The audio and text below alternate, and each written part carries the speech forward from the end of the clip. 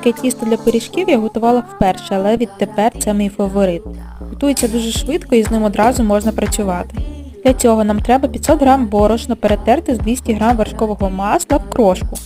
Вбиваємо 2 яйця і 200 г сметани, в мене домашнє.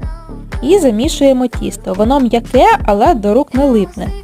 Щоб краще було працювати, хай 15 хвилин постоє. Відщіпуємо тісто потрохи, розминаємо в пласт, начинка може бути будь-яка, в мене свинячий фарш з цибулею.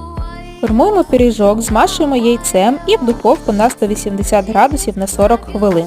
Як на мене, то тісто треба посолити, я цього не зробила, але воно так дуже смачне, мені дуже сподобалось і за смаком, і за тим, як з ним просто працювати.